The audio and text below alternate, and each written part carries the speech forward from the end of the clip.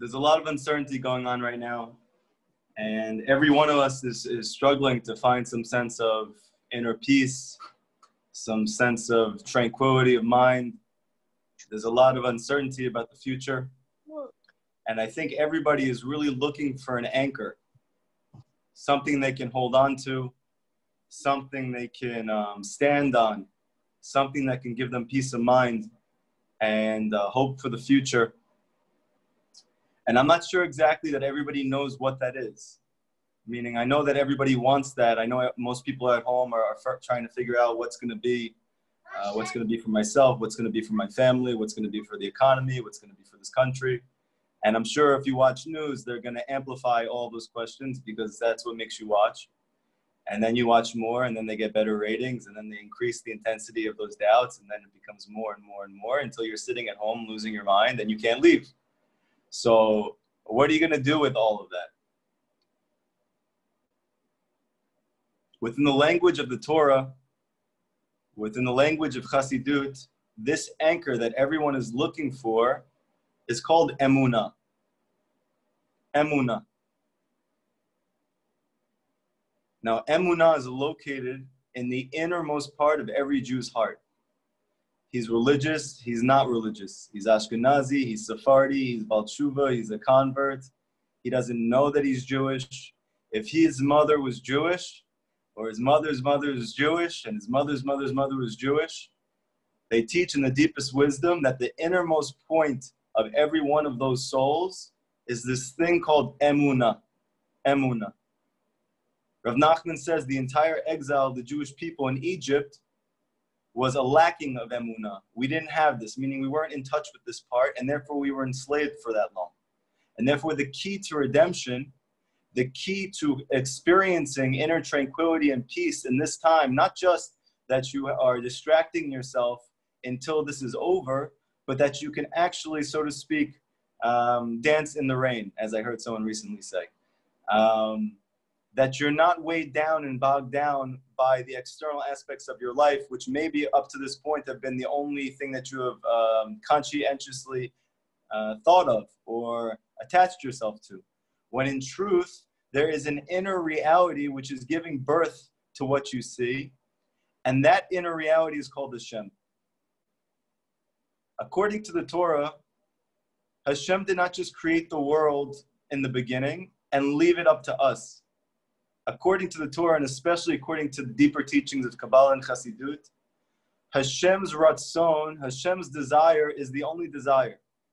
That means that every single thing that takes place in this world, whether it's good or it's perceived bad, whether it is pleasant or it is painful, every single thing that takes place from the beginning of your life until the end is Hashem's active, conscientious decision for you based on three things.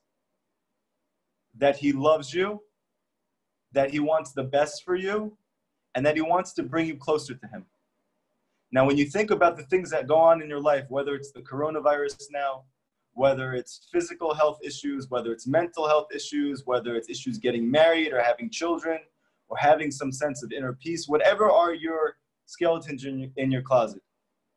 So when you look on paper, you'll say it's not good. This can't be good. And if Hashem loves me and Hashem runs the world, He could have chosen a better way to connect to me. However, the real truth is, and if you could be honest with yourself and think about it, you'll realize that the only time that many people start to turn to something deeper in their life is when they hit a wall. When their body stops functioning properly, when their mind stops functioning properly, when their relationships are not working.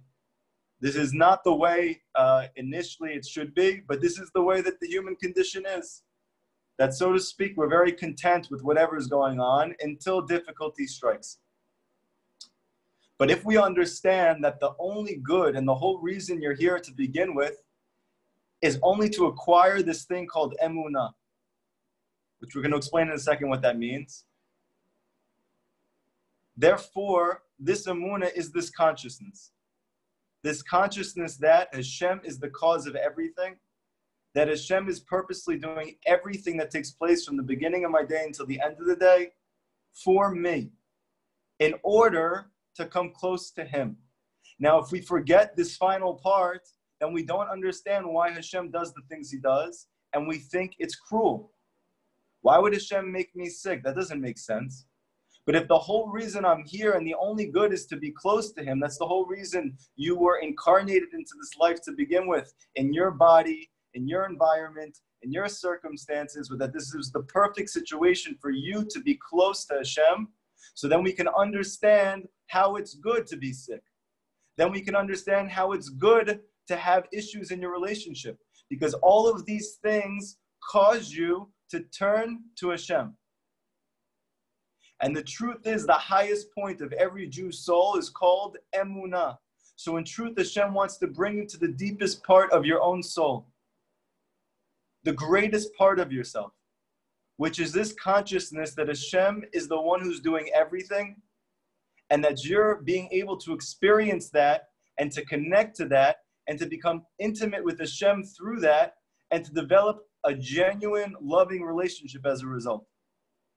Many people think that Judaism is a religion. Judaism is not a religion. The only reason Judaism is called a religion is because there's so many religions that came after that. So now we get lumped into the group. Judaism is a relationship. Judaism and the Torah are giving you tips and advice and strategies to obtain closeness with Hashem, the source of existence, the root of your soul, the one who gave birth to you, the one who causes everything in your life. This is Emunah.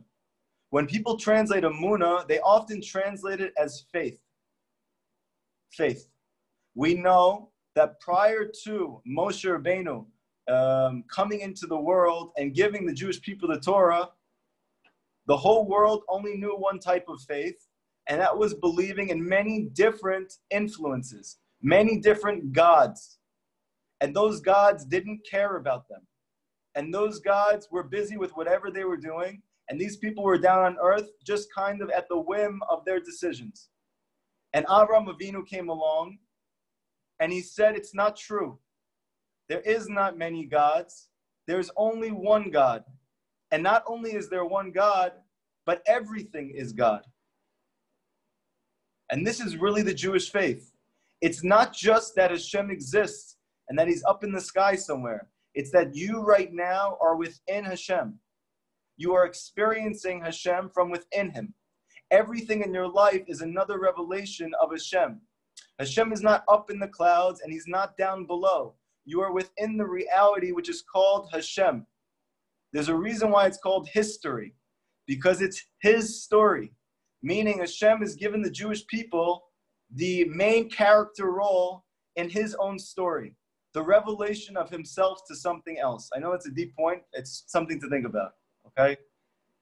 We are the main characters.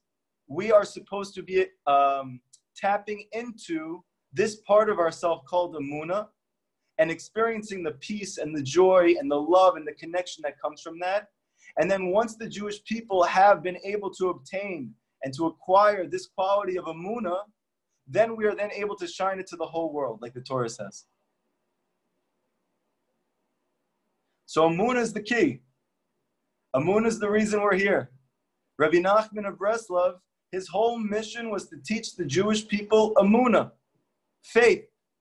But this faith is not a simple faith. It's not a faith that's based on lack of truth. Rav Nachman says explicitly in Likutei Moharan that when a person has faith in something and it's not rooted in the truth, it's destructive. Like we've seen with many religions that came as a result, where they wave the banner of their blind faith. And in truth, they've killed millions and millions of people through that blind faith. The Jewish faith is not blind. It's based on the deepest wisdom. It's based on the deepest truth. Now, it's true that you get to a certain point that the truth only takes you so far, but you feel comfortable at that point to move beyond truth and to access something deeper. When the Jewish people and the Torah speaks about faith, it's not talking about not understanding and just believing. It's talking about something above understanding. You know, sometimes you just feel something. You just feel that something is true. Nobody can convince you it's not true. Like, for instance, if I tried to convince you right now that you're not really here, this is all in your imagination. Now, you can try and prove to me that you are, and you can bring many proofs, but I could bring many proofs to the contrary.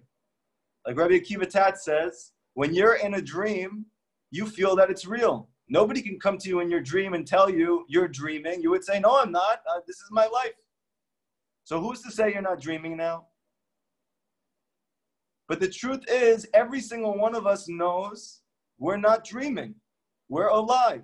And there's no way to prove that. Science can't prove that. History can't prove that. Nobody can prove that. It's something you know in your heart, that you are here, that you are alive, that you are real. There is something within every single Jew that's called Emunah. This is not conscious. It's super conscious. You know, sometimes a mother, she knows what's wrong with her kids, even though there's no proof. She just feels that. So the Torah teaches because what she's accessing is something that's above consciousness. It's called Bina. But there's something even above that, which is called Emunah. Emunah is above consciousness. And the Torah is trying to teach us that in this world that's filled with sickness, that's filled with disease, that's filled with war and conflict and controversy, that's filled with happenstance and circumstance, things always changing, going and coming. That world that we experience, the Torah calls it Mitzrayim. When the Jews were slaves in Egypt for 210 years, it wasn't just a physical place. Mitzrayim comes from the word Meitzarim. It means constriction. Rav Nachman says in Likutei Moharan, it's the place of nature. Meaning you feel that everything that happens in your life is happenstance. When you feel that things are just taking place, that things are just happening to you, that's called, you are living in the state of mind that's called Egypt. And we are slaves in that place. And Hashem said, you're not a slave. And he sent Moshe Rabbeinu to take us out. And he said, you guys are free.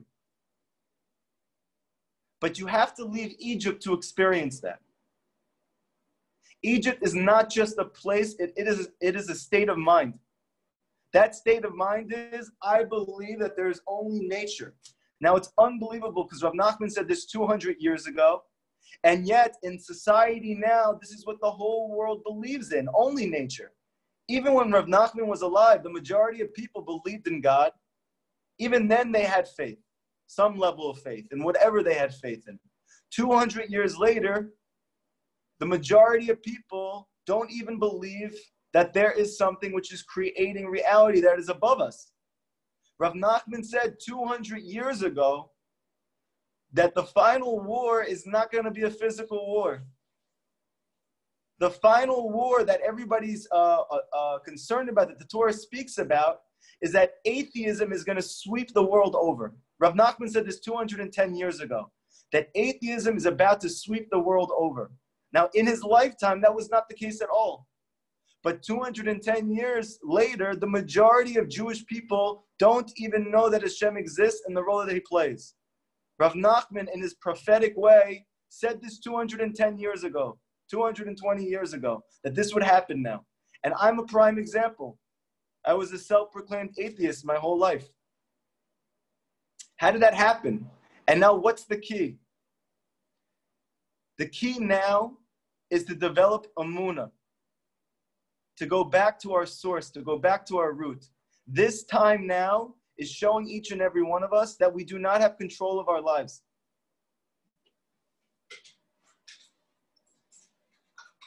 And even though it looks like we're at the whims of nature, and that's where all the fear and the anger and the sadness and the confusion comes from, that's not based on a true reality. That's based on what it looks like.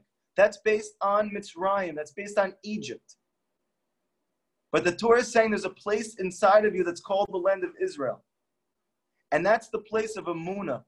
That's the place in faith in Hashem, not just in blind belief, but a deep felt, conscientious experience that Hashem is the one who's causing everything in your life. And that the reason he does it is because he loves you. And it's only in order to bring you closer to him. And Rav Nachman teaches this is the key to peace of mind. Rav Nachman says explicitly in Likutei Moharan, you know why the majority of people are not close to Hashem? That they don't want to be Jewish, that they don't want to do the mitzvot, that they don't want to learn Torah.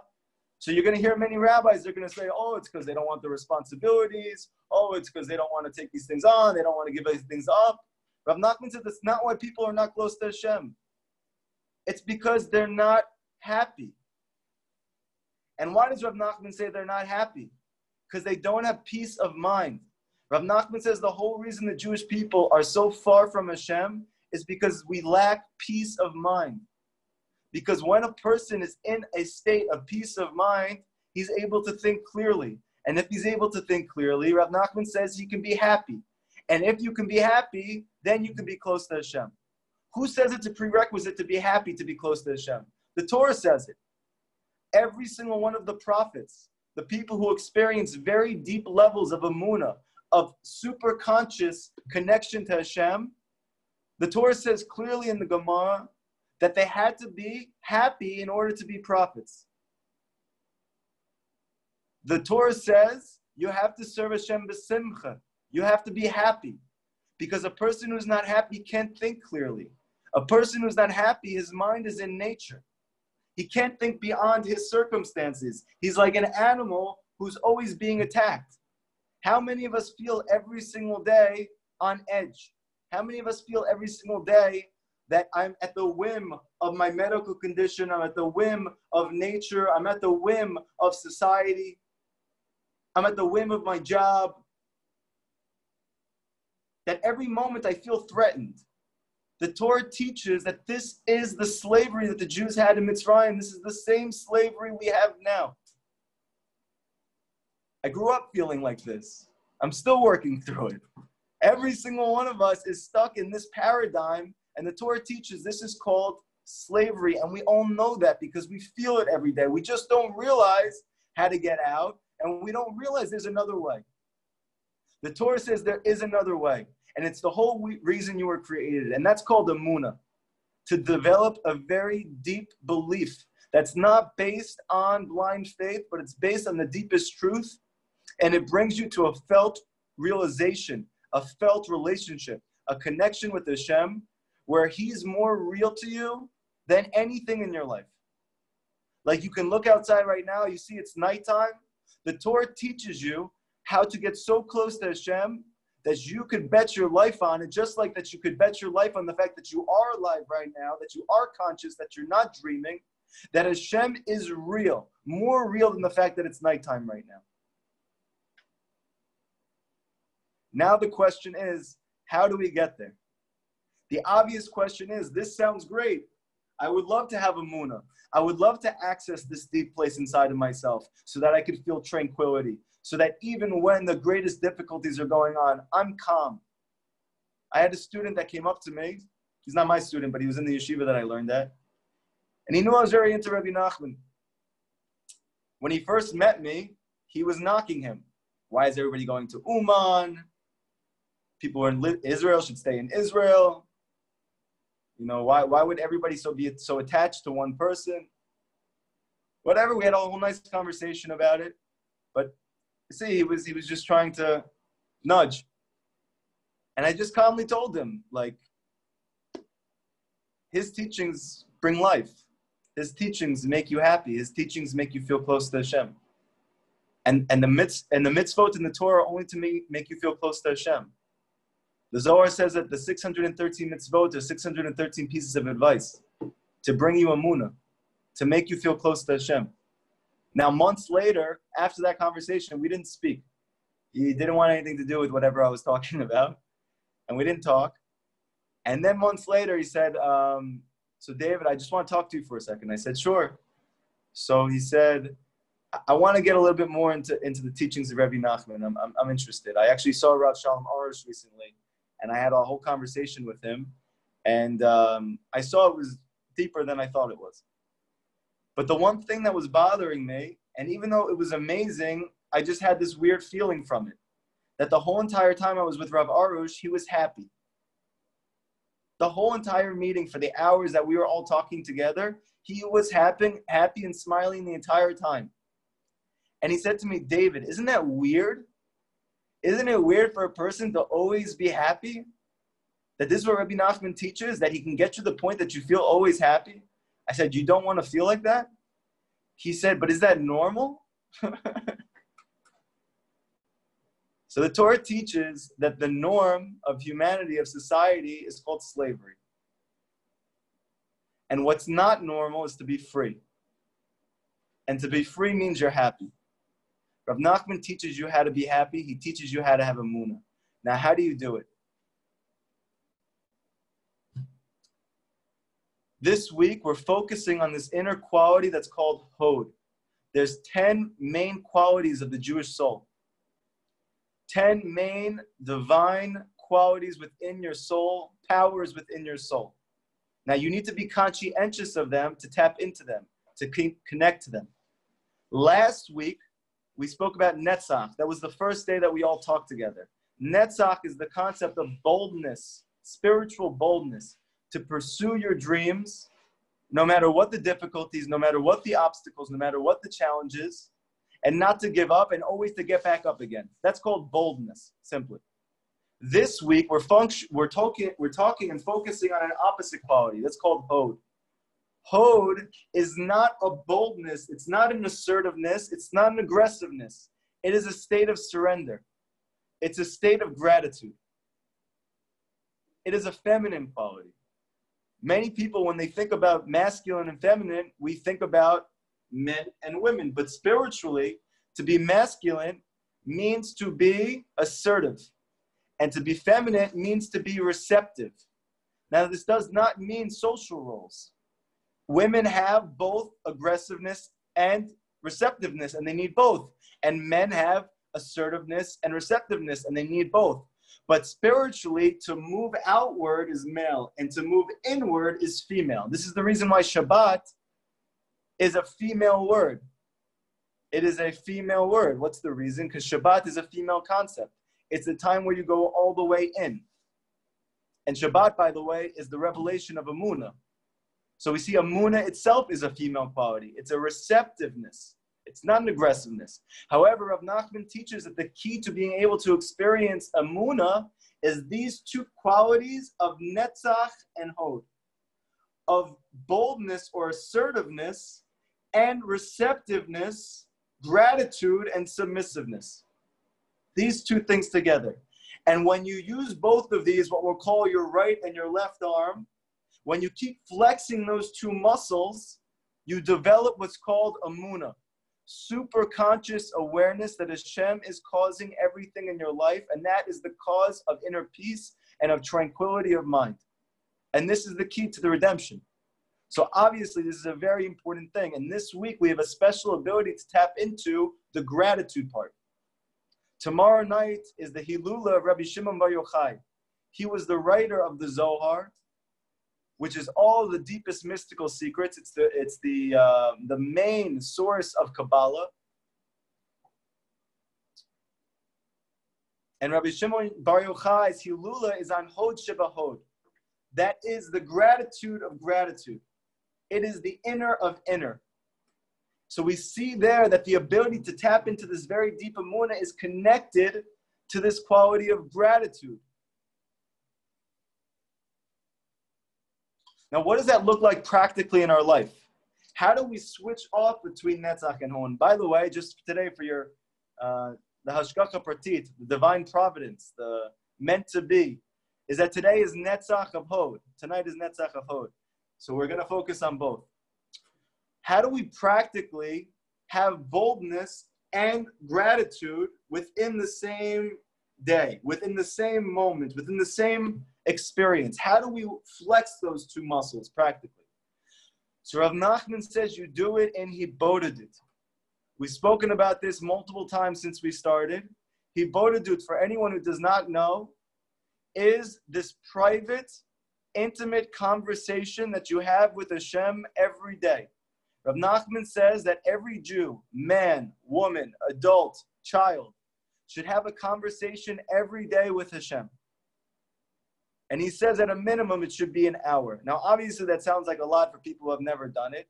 However, once you acquire Emunah and you realize that Hashem is the source of everything, so it doesn't really make sense to do anything else besides do that. Why? Because you need to pay your rent. Who's paying your rent? It's not your boss, it's Hashem. Who's the one who caused you to be sick? It's not your own lack of health habits. It's Hashem. So if Hashem is the cause of all of the good and also all of the seemingly negative, what else would you do besides ask Hashem to give you health, to give you sustenance, to give you peace in your life, to give you faith?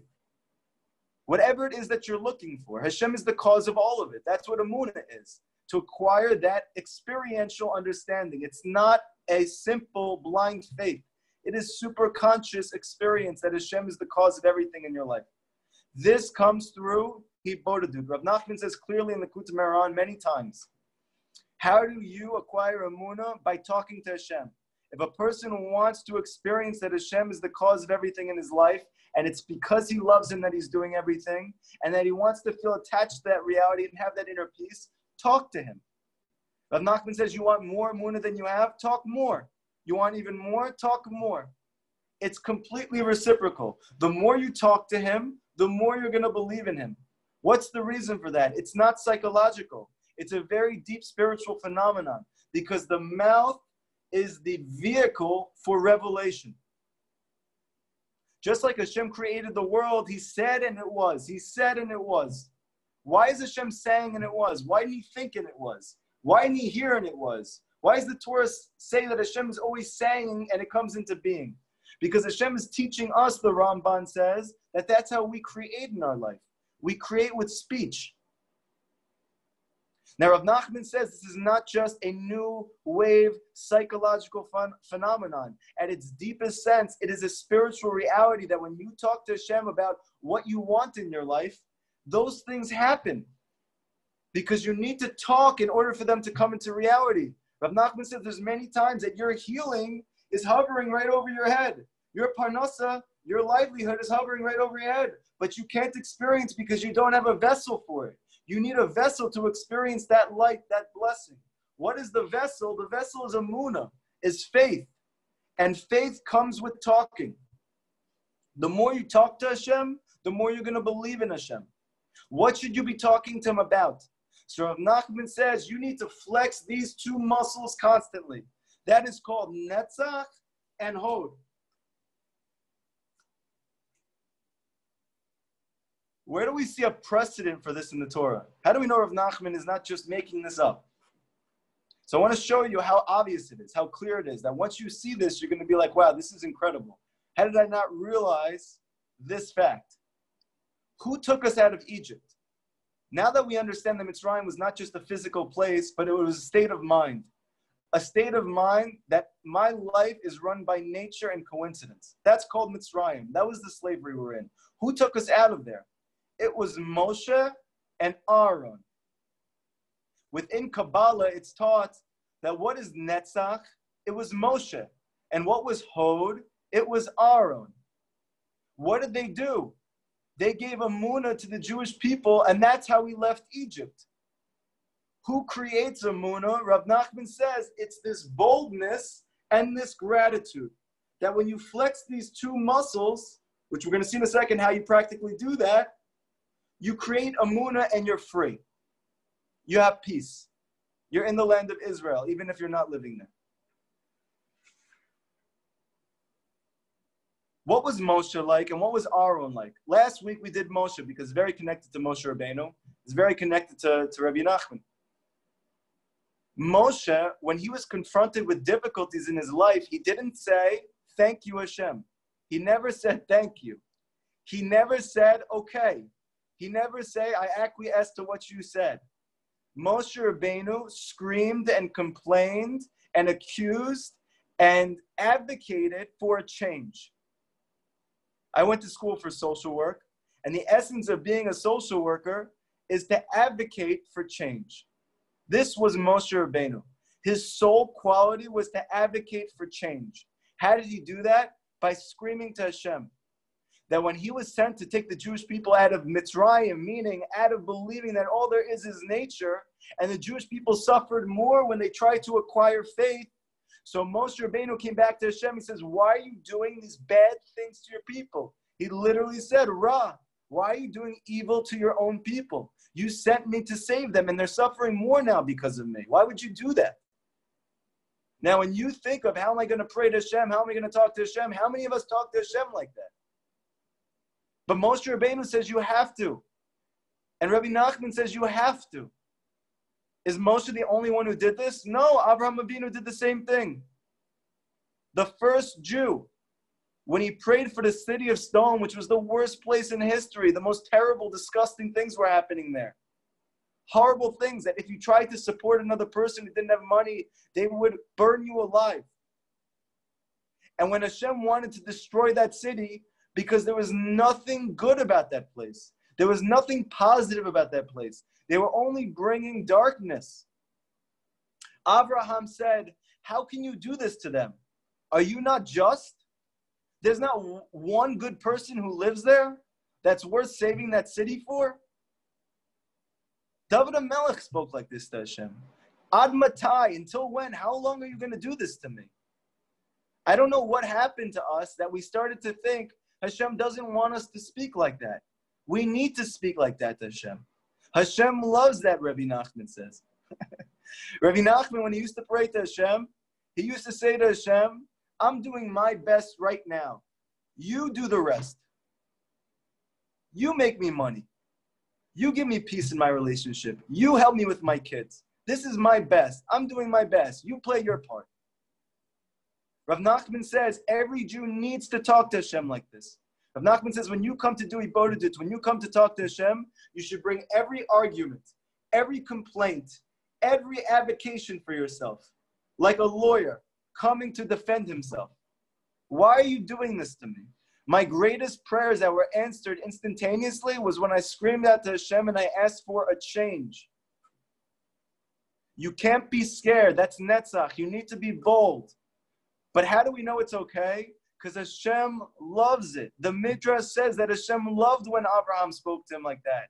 That when Moshe screamed to Hashem, and Moshe said, wipe me out from the Torah if you're not going to be doing good to the Jewish people.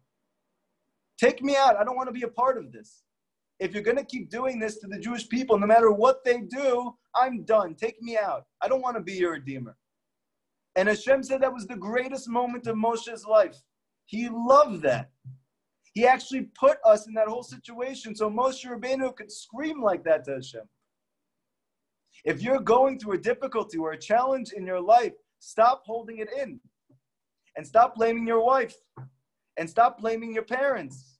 And stop blaming your kids. They're not the cause of your problem.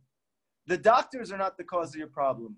The nature of the world is not the cause of your problem. Hashem is the cause of your problem. Go talk to Hashem. Hashem, why are you doing this to me? Hashem, help me overcome this. Hashem, I've been sick for years now. I don't want to be sick anymore. Help me to be healthy. I have no peace in my home. I have no peace in my mind. Rav Nachman says every day you need to knock on that door and you need to talk to Hashem and say, I need help now. I need help now. That's called netzach. Rav Nachman says this is half of the equation to building Emunah. That when you speak to Hashem like this, you acquire this super conscious faith. That you realize that Hashem is with you at every moment. What is the other quality? The one of this week, which we have a special ability to tap into within the Ibodedut. That is called Hod. Gratitude. Now, while this is going to sound like a paradox, Rav Nachman says that besides that boldness, that complaining, that advocating, that screaming to Hashem for a change, you also need to couple that with thanking Hashem for everything. Not just the good in your life, and definitely the good in your life, but also, and definitely, and even more so, the seemingly bad. I'm sick, Hashem. Thank you for making me sick. That even though I don't know why you made me sick, and even though this has been the greatest cause of difficulty and challenge and tribulation in my life, and I would never wish for this on anybody else, I know deep down you would never do anything that's not good for me, and I don't know why yet, and I hope you show me one day. But I want to thank you in the meantime. Thank you, Hashem, that I can't have a child. Because even though you want me to have children, and even though I so desperately want to have children, I can't have children right now because you haven't let me. It must be that this is good for me. So in the meantime, until you let me, thank you for it. Thank you, Hashem, that I can't get up from bed this morning. This is called gratitude. This is called hod. Gratitude is not just thanking Hashem for the good in your life, which you have to do. It's also, Rabbi Nachman says, thanking for the bad. Because the bad is not really bad. We just don't know that yet because we're in Mitzrayim. We have to thank for everything. When I was in my very deep depressive episode and I came out, it was because of these two things. I stopped resisting my circumstances. I stopped going to see doctors every single day. I stopped trying to figure out why I was depressed. And instead, I thanked Hashem for my fatigue. I thanked Hashem for my tiredness. I thanked Hashem that I couldn't function. I laid in my car, even though I was supposed to be working. And even though my job on paper is not hard, I sit down and I learn. I mean, obviously, it's the hardest thing to learn. The Gemara is very hard to learn. It's the hardest thing to learn. But still, it's not hard like working, the work that you're normally used to. But I couldn't do that. I couldn't do anything. So as opposed to going to see doctors, and as opposed to going and trying to resist my life, I went into my car, and with tears coming down from my face, I said, thank you, Hashem, that I have a car to sleep in. There's many people who are outside right now who they do not have a place to sleep, that even if they were tired like I was tired, they would have to sleep on the street in front of everybody. Thank you, Hashem, that I could do it in my own car. Thank you, Hashem, that my car is rather comfortable. I don't have leather seats, but they're comfortable enough, and I could sleep in my car. Thank you, Hashem, that my boss is understanding, that he understands my mental health issues, that he understands that I'm going through a difficult time, and he's saying it's okay. Thank you, Hashem, that my rabbi believes in me, and he knows I'm going to come out. Thank you, Hashem, that my parents never gave up on me, and every day they continue to fight for me, and that my wife didn't leave me, despite the fact that for 3 straight years, I'm having trouble getting out of bed. Thank you. And I could tell you, within a week, I started to feel better. Rav Arush will tell you he wrote a whole book about the miracles that people experience in their life, that for an hour every single day, just thanking Hashem, not only for the good, but for the problem itself. I remember when I was a social worker, and I was working in Ohel in Brooklyn, I had a client there, and even though I wasn't really doing therapy there, I did it anyway, because I feel like it's my mission in life to try and help. And I can't see a person suffer and struggle and not try and help. It's just not in my nature.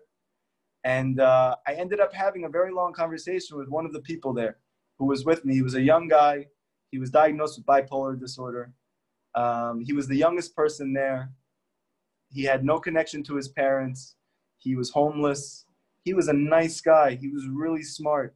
He had a good heart. And he was just going through the most difficult, brutal time. And I told him, because it was the beginning of my learning Rabbi Nachman's teachings, and even though I was still struggling myself, I felt solace in this. I felt hope from this. I told him there's something called hibodedut. And Rabbi Nachman says to thank Hashem for your problem, even though you don't want to, and even though it's the source of your pain in your mind. Thank Hashem for the problem itself. He started to look into it, and he saw that Rav Arush says that if you thank Hashem for the problem itself for 1 straight hour every day, that problem is guaranteed to go away. So this person, like many people who suffer tremendously and have no hope, they're actually the greatest candidate for redemption, because they're able to do something that nobody else would do, which is to, for an hour straight, say thank you for my problem. So after I left that company, I didn't know what happened to him. I wasn't connected to my clients then. I got a call a couple of years later from one of my former coworkers.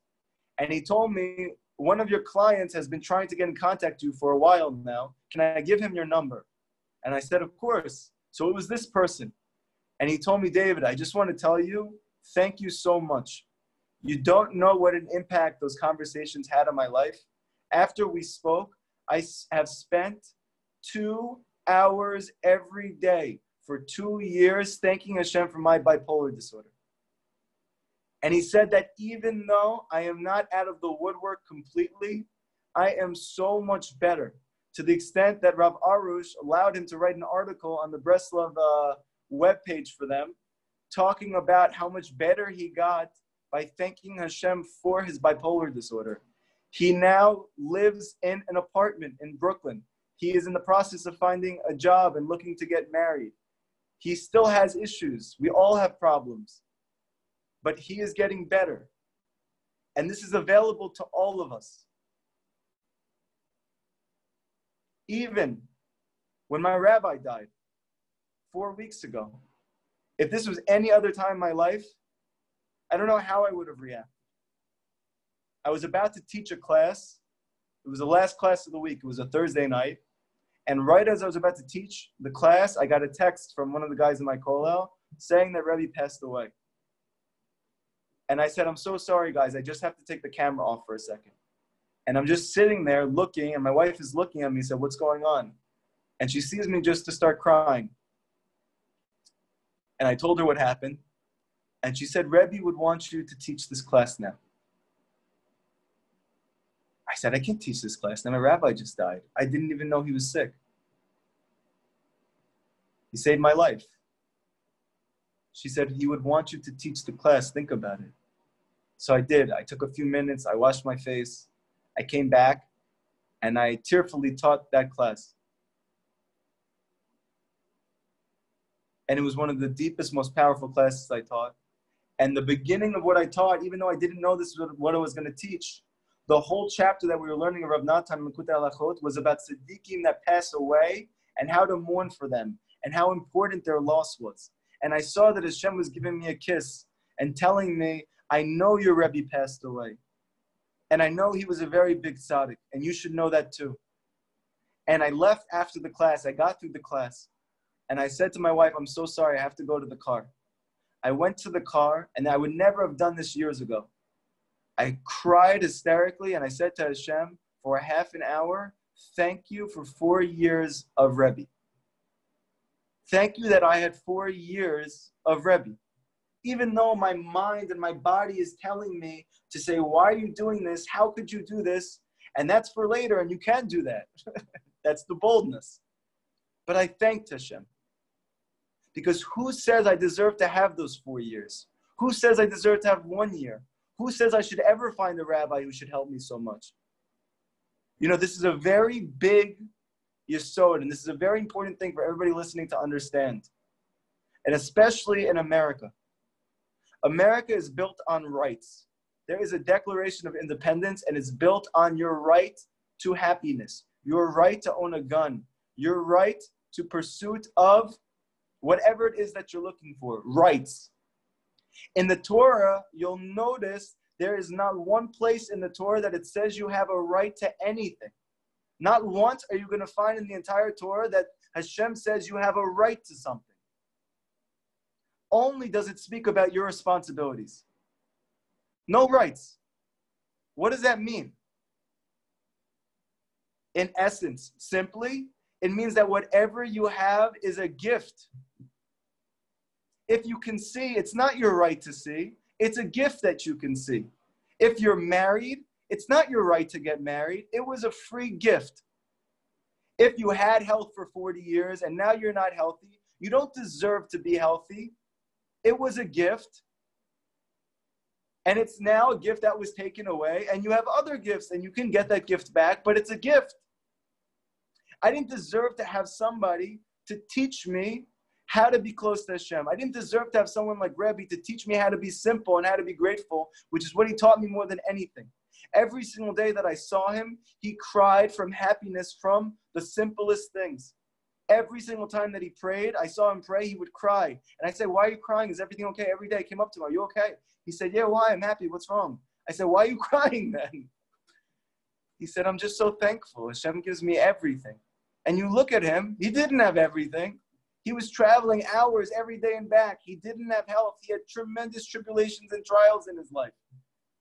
Tremendous isurim, difficulties with his family, with his students, with himself, with everything. And he was only focused on this good. I remember one day he just came in the morning and he said, he called me over and another person over. And he said, I just want to tell you, thank you so much. We were like, for what? He's like, last night, I was just thinking to myself as I was going to sleep, how lucky I am to have people like you in my life. We're like, Rabbi, we didn't do anything for you. He said, you guys are so nice. You're so good to me. What are you talking about? He taught me gratitude. Rabbi Nachman taught me what it was in theory, and Rabbi taught me what it was in real life, what it looks like. To say thank you for everything. And to realize that everything is a free gift. Because the only difference between Rabbi and the only difference between Rabbi Nachman and us is that we live thinking we have rights to things. Because the media teaches you, you have a right to a job, you have a right to happiness, you have a right to X, Y, and Z. And so we pursue it to the end. And what are we met with? Depression, anxiety, fears, sadness, concerns, confusions. Why? Because it's not true. You don't have a right to happiness. There's a gift called happiness that Hashem could give you. But it's a gift. It's not a right. We don't have a right to anything. Now, while that might sound concerning, it's the most liberating thing. Because then you realize everything that you have is a gift. You woke up today, that's a free gift. You didn't have to wake up today. Your wife made you breakfast. Your wife didn't have to make you breakfast. You know how many people don't have a wife? You know how many people's wives don't make them breakfast? You know how many who do and they give them burnt toast? You don't have a right to anything, and even that's a free gift. Put some jam on it and enjoy. Everything is a gift. That's called hod. When you flex these two muscles, that you thank Hashem for the good and also for the difficulties, and then you proceed to ask Hashem for a change with every fiber of your being, advocating for yourself like your life is on the line. When you do your hibodedut like this, when you have a conversation like this every day with Hashem, Rav Nachman says, you will have Emunah. This is how you get Emunah. You don't get Emunah by learning Torah, even though you need to know the truth. And even though the truth is what allows you to pray in this way. But it's not the cause of Emunah. Rav Nachman says the cause of Emunah is Netzach and Hod. It's flexing these two muscles. It's kicking these two legs, which is, again, gratitude for everything. Thanking Hashem for everything in your life. Was your shower hot today? You're going to say, why would I thank Hashem for that? I have hot water because I paid for it. Well, who brought you to a first world country where you always have hot water? You know, the majority of countries, even Israel, the water's only hot for a little bit and you have to get out. How long did you stay in your shower today? How long could you have stayed in your shower today? Did you ever say thank you to Hashem that your shower is as hot as long as you want it to be? You know how much of a gift that is? That's one thing. Did you ever check your fridge recently? Is it fully stocked? Do you know how many people do not have fully stocked fridges? I can go on and on and on. The Torah teaches you, stop overlooking your life. You're looking for all these things and you're missing your life. I spoke to my mom today. It was Mother's Day. Happy Mother's Day, Mom, again. And she was talking about that with the coronavirus, you know, she got a gift from one of her friends, from one of her coworkers or one of her employees. And she left her strawberries, I think, in her front door. That was it. That was the gift. And it made my mom so happy to give her such a simple gift. And my mom said, it's amazing how much the little things make you happy. And I said to her that really Hashem is putting us in this quarantine now to realize that the little things are actually the big things. And that the big things are really the little things. That the job and the success and the achieving whatever you believe you deserve to achieve, these are the small things. This is not reality. What is the real things? The little things that are really the big things. Your family, your wife, your children, your parents, the fact that you have anything, Every little thing. I remember when I met my wife for the first time, I went to Israel. I couldn't believe how happy they were. They lived in the smallest apartment I had been in, and they all lived there. And they didn't have as much means as people I was used to, and they were the happiest by far. What was the reason? Because they had something called hod, tamimut, simplicity. It wasn't the fact that they were not intelligent, they were very smart. But they are thankful for everything that they have because they don't think they deserve anything. Because the Torah teaches everything is a free gift. And they live like that. And therefore they're very happy. And not only that, it gives you Emunah. The key to Emunah, again, and then we'll take questions, is that do hibodedut. Take a time every day that you talk to Hashem, even if for you it's 10 minutes. For 5 minutes, thank Hashem for everything in your life, things that you never thanked Him for, never thought to thank Him for. And not just the good, also your problem itself. Thank Hashem for the problem.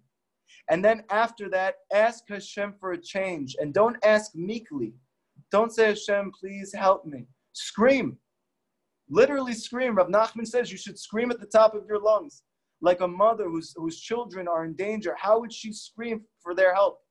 That's how you have to scream for yourself. Hashem, I've been sick for 6 years now. I need your help. Where are you? I can't go another day like this. I need your help now. But that's after you think. This is very important I'm saying this. Why? Because even though Moshe is Netzach and that comes before Hod, meaning boldness comes before gratitude, but when you pray, gratitude needs to come before boldness. Because what happens is, if you are saying to Hashem, why aren't you helping me, before you thank Him for everything in your life, you can easily go into despair. Because you're only thinking about what you don't have. So therefore, what do you need to do first? First, make it very clear that Hashem is in your life by thanking Hashem for everything in your life. Then it's going to create in you a sense of joy and a sense of feeling of peace, a sense of feeling that Hashem is giving you many things. And now I feel comfortable asking Hashem for these things, and it's not going to cause me to go into despair because I know I have those things I just talked about. So very simply, what do I do practically from tonight's class?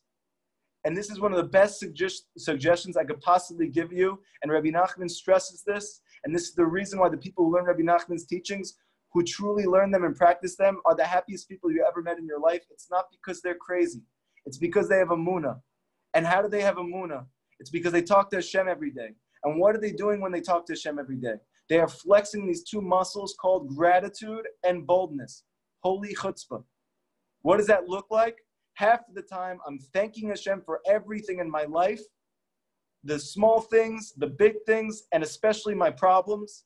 And then I ask Hashem with everything I have, with screaming, with tears, with emotion, with power, with might, as my greatest advocate for a change. And if you do this every day, you will acquire Emunah guaranteed. And that Emunah is not going to be a blind faith. It's not going to be something that leaves you when difficulties strike. It's going to get stronger. That when the coronavirus comes, you're going to be happy. I was speaking with one of the guys in Sion. He's actually my chavruta in Kolel. And we were talking about the fact that it's so interesting. The majority of the world is going crazy right now. And me and him were talking about the fact that we feel more peace now than we ever have in our life. What's the reason for that? Because actively, every single day, we're trying to be close to Hashem. And when you have Hashem in your life, not just in a vague belief, but real, true relationship, it doesn't matter what's happening because you know it's from Hashem. And you know that just that yesterday, Hashem didn't make the coronavirus, and that was good. Hashem's now making the virus and making us stay at home. It must be just as good. Now, I don't understand why it's just as good, because I'm not God. But having Emunah means I trust in that. Now, how do you get to the point that you can trust in that? You cannot will yourself to Emunah. You can't learn Emunah. You need to talk Emunah. When you talk to Hashem, you get Emunah. But what kind of talk? Gratitude and holy chutzpah. If you can only do 5 minutes to 2.5 minutes of gratitude, 2.5 minutes of holy chutzpah. If you can do 10 minutes, do 5 minutes of gratitude, 5 minutes of holy chutzpah. If you can do 20 minutes, do 10 minutes of gratitude, 10 minutes of holy chutzpah, and so on and so forth. Every single day for the past 4 years, I've spent almost an hour or more thanking Hashem for everything in my life and asking Hashem and demanding a change for the things that are not right, that I'm not happy with, that I don't believe in, that I don't think Hashem wants. And these years have brought tremendous blessing and faith and connection, not just spiritual, physical, everything. Emunah is the key to everything. When you have Emunah, you're not in Egypt, you're not a slave. You can be in the coronavirus and you can be living in the land of Israel. You can be free because your place is not dependent on what's happening. Your place is in your mind. Your mind is developed by your Emunah is developed by Boldness, your Boldness is developed by gratitude and holy chutzpah. Thank you so much, guys. I hope you enjoyed the class. This is the second week we've done this. Next week, we're going to speak about the quality of Yesod, Yosef, which Rabbi Nachman is very connected to the tzaddik, and he has a lot to say about this. Very important teachings. Let's take questions now to end. You should have questions. And if you don't want to say them out loud, text it to me. And if you want to say out loud but without your face there, so take your face off. But Rabbi Nachman says when you come to learn, learn in order to do. Don't just learn to be inspired, because that inspiration is going to leave you. Don't just learn for intellectual curiosity, because that's also going to last temporarily. Learn to do. Ask yourself, what can I now do with this teaching and practically apply it in my life? I have a question here. How are we to balance speaking boldly with having fear of Hashem? Meaning, how do we maintain the fact that we have awe of Hashem without overstepping our boundaries? Because we know the Torah says that you have a mitzvah to have reverence for Hashem. Just like you have a mitzvah to have reverence for your parents, just like you have a mitzvah to have reverence for your wife. So the student's asking a good question, and many people struggle with this. How do I keep that reverence if I'm talking to Hashem like that? The answer is you're revering Him by talking to Him like that, because Hashem wants you to. Reverence means you do what the person wants. How do you revere your wife? By acquiescing to her. If your wife would like you to do this and it's going to help her, and you do that, that's called having reverence or respect for her. You respect her by doing what she asked you to. Hashem asks us to talk to Him like that. Therefore, we have reverence for Him by speaking to Him like that. And in fact, yira, or awe, comes from Emunah. So therefore, we're saying like this, how do you ever get to the point that you actually have the yira? The yira that you think you have is fallen yira. It's not real fear. It's fear that's based on anxiety. It's fear that's based on fallen thoughts. That's not the fear the Torah talks about. The Zohar says that when a person has yira, he has yirat Hashem, he has fear of Hashem, he has peace. But that's not when I feel when I have fear. When I have fear, I have the opposite of peace. Because the fear that we have is not holy fear. The Torah's fear is called awe. It's called reverence. And it's the key to peace. And Rav Nachman says explicitly, you can only have yira through Emunah. You can only have fear of Hashem that's holy when you have this belief. And that belief comes from what we spoke about tonight. So that's the answer. We can only be bold like this because Hashem wants us to. Not simply because we want to. Not because we're desperate. But because Hashem Himself wants us. Rav Nachman says, Hashem's your dad. Hashem's your mom. Hashem's your parent. How would you speak to your parents if they were causing your situation and you wanted to change? Would you say, Dad, it's been okay lately, but I'd really like if you did this? No. You would scream. You would cry. You would say things you regret the next day. You would ask them for forgiveness the next day. But you'd be really happy that you said and you got it off your chest. Hashem wants you to talk to Him like He's your dad.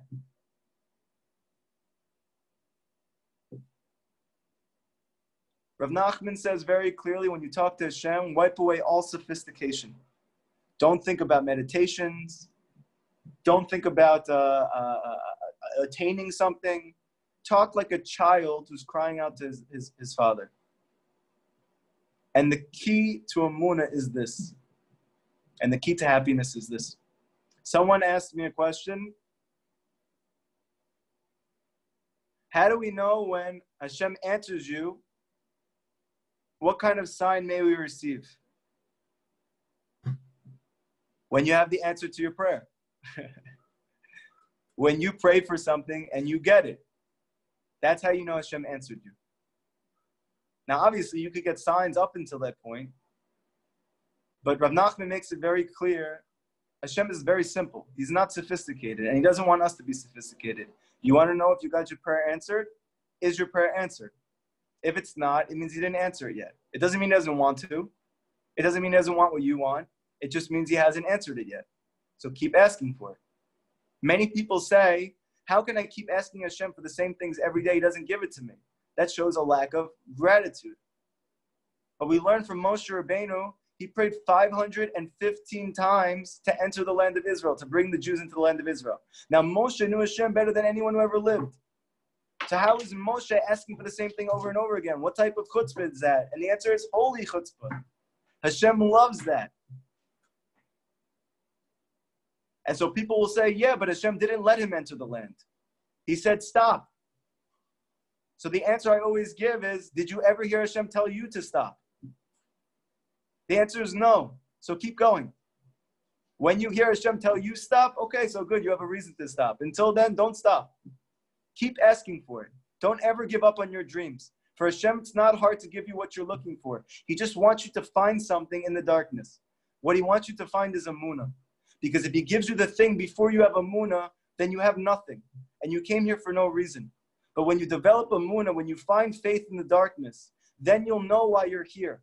And you will find the goodness within the challenge. And you will thank Hashem afterward, not just because Rabbi Nachman told you to, but because you will actually thank him because it was the greatest thing that ever happened to you that you went through this.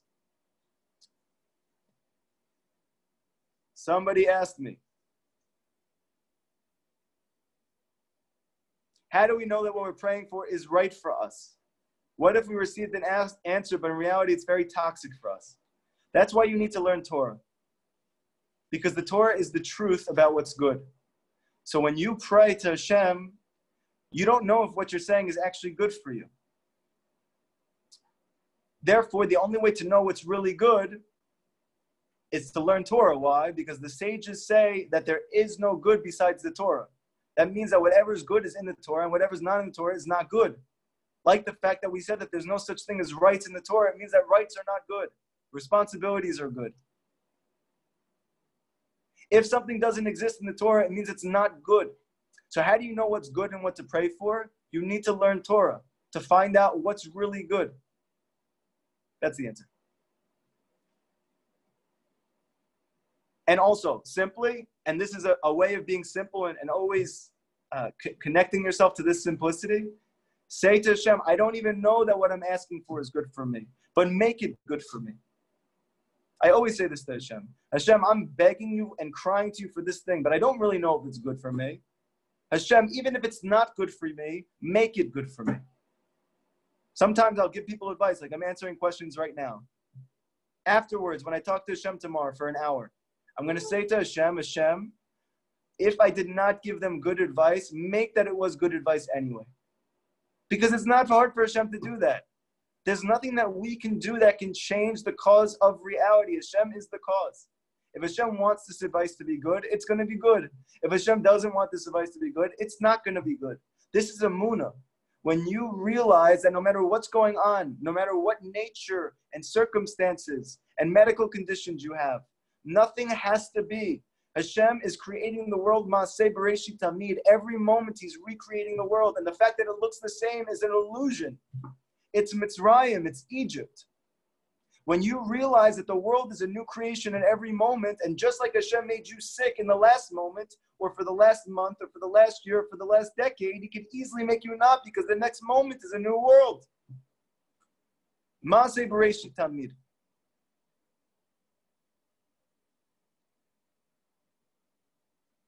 Someone said to me, but isn't that against Kibud Av V'Eim? It is against Kibud Av V'Eim with your parents, but it's not against Kibud Av V'Eim with Hashem. This is actually the deeper reason why Rav Nachman says when you talk to Hashem, ideally you should speak to him like he's your best friend. Because you have no chiyuv not to talk like that to your best friend. You can talk to him like that. So therefore, when you come to pray the Amidah, right, the formal prayer with a minyan, or if you're a woman by yourself, So that's not the time to talk to Hashem like he's your best friend. However, when you talk to Hashem alone, secluded, away from your distractions, away from all of the stresses in life, away from friends and family, then you need to talk to him like he's your very best friend. And when you do this and you ask Hashem for everything you need with fire, with energy, with no fear, and at the same time you thank Hashem for everything in your life, you will acquire Emunah, and there's a very good chance you'll get an answer to all your prayers, because Emunah is what's necessary for the prayers to be answered.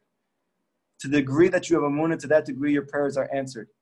Many people don't understand Emunah, faith, is not just a belief, it's a vessel. It is the main vessel. That means that when a person doesn't have faith, he doesn't have a vessel to receive blessing. So if a person's looking for health, or he's looking for children, or he's looking for a partner, or he's looking for inner peace, the vessel to receive and experience that is faith. And if you don't have faith, you can't experience it. I'm not going to get too Kabbalistic right now and explain what that is. Those are for the Likutei Moharan classes. But just simply suffice it to say, it's a reality. When you have faith, then you have a vessel to receive the things you ask for. If you don't have faith, you can't receive those things. And the faith comes through the gratitude and through the holy chutzpah. Any final questions before we end tonight? No? I have a question. What cause of a person can I ask? Health problems, and what is the reason it happens to a person? Yes, Hashem is the cause. What's the reason? Because the only way that your soul, which was reincarnated into this world, into this lifetime, into its circumstances, can experience and to rectify and to heal and to attain wholeness in what it needs to, you need to go through those mental health issues. How can I say with such certainty? Because I'm that person. I went through multiple depressive episodes that lended me to getting ECT, electric convulsive therapy shock treatment, being in a psych ward, and being locked up for months. Why would Hashem do this to me? The answer is, it was in that place that I found Emunah. It was in that place that I found life. But that was only when I started to say thank you, and I started to rely on Hashem for everything. And then you see the good in it. May I ask a question? Go ahead. The word Amen. What does Amen mean? Good question. Many people think Amen means, I believe it, brother. That is not what Amen means. That is from some Christian choir show that you watched recently, okay? This is not what Amen means. Amen means it's true. In fact, Amen is the root of the word Emunah. Emunah is not blind faith. Emunah means belief in the truth. This is for the Jewish faith. It's belief in what's real.